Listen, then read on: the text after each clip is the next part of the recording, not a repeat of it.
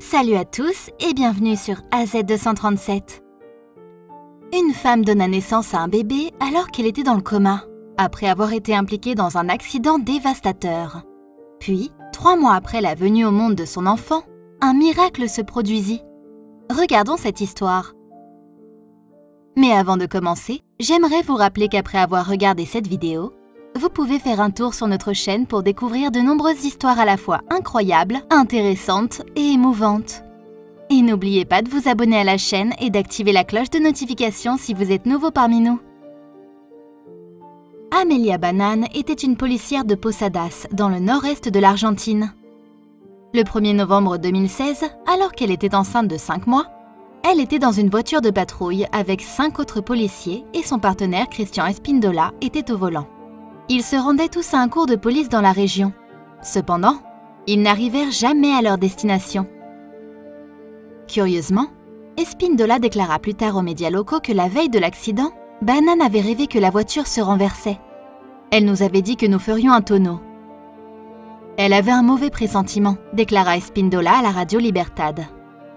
Tragiquement, sa prémonition se réalisa. La voiture quitta la route et s'écrasa. Alors que personne d'autre dans la voiture n'était gravement blessé, seule Bannan fut horriblement touchée. En effet, son crâne fut fracturé, provoquant un caillot de sang sur son cerveau. Elle fut donc hospitalisée dans le coma et les médecins déclarèrent qu'il avait très peu de chances qu'elle reprenne conscience un jour. Et même dans le cas où elle se réveillait, elle serait probablement paralysée.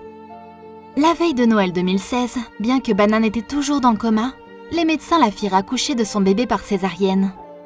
La famille appela le garçon Santino, qui veut dire « petit sein ». Il pesait 1,9 kg. Pour un bébé né à 34 semaines, il allait plutôt bien. Néanmoins, les médecins le gardèrent à l'hôpital pendant 1 mois avant que la tante du garçon Norma ne la ramène à la maison pour s'occuper de lui. En fait, elle avait déménagé à Posadas avec le frère de Bannan, César, pour aider à s'occuper de Bannan et de son fils. Ainsi, chaque soir, Norma amenait Santino à l'hôpital pour passer du temps avec sa mère. Elle plaçait le bébé sur la poitrine de Bannan, afin qu'il puisse bénéficier du contact étroit avec elle et sentir sa chaleur. Parfois, César et Norma prenaient des vidéos de leurs interactions et les mettaient sur les réseaux sociaux. Pourtant, Bannan restait toujours dans le coma, incapable de parler ou de bouger, et apparemment inconsciente de tout ce qui l'entourait. Cependant, ses proches continuaient leur visite quotidienne à son chevet avec Santino. Ils n'arrêtaient pas d'espérer qu'un jour elle se réveillerait.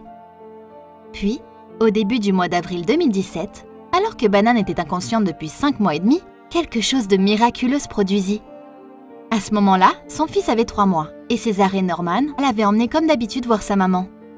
Pendant que Santino prenait son biberon tout près du lit d'hôpital, ils entendirent un bruit. Le frère de Bannan déclara à la chaîne de télévision argentine NTN24 « Ce jour-là, alors que je donnais le biberon à Santino, j'ai entendu un bruit sourd rompre le silence. J'ai entendu une voix basse. J'ai entendu « Oui, oui ». Bannan s'était réveillée et avait parlé. Sa famille était stupéfaite et pouvait à peine y croire. César expliqua dans l'interview. Pour tenter de voir si elle m'écoutait, je lui ai dit « Amelia, si tu m'entends, tire la langue ». Et elle a tiré la langue. Pour la famille, il était indéniable que leur visite et la présence du petit garçon auraient pu l'aider à reprendre vie. César ajouta « C'était une révolution totale ». Norman s'est couché sur Amelia, l'a embrassée et a pleuré des larmes de joie. Nos cœurs étaient pleins de joie.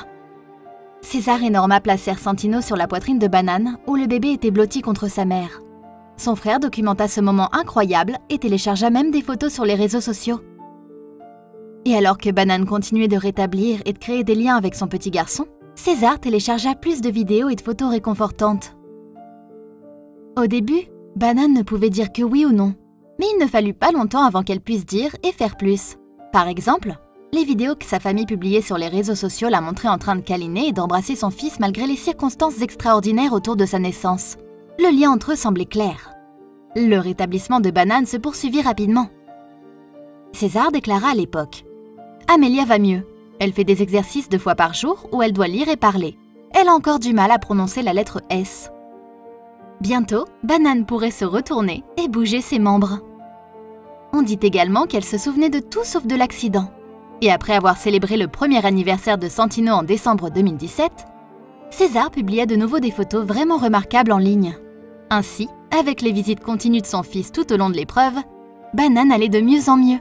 Même le personnel médical était décontenancé par la façon dont elle continuait à défier toute attente. « Elle ne cesse de nous surprendre », déclara le neurochirurgien Marcelo Ferreira.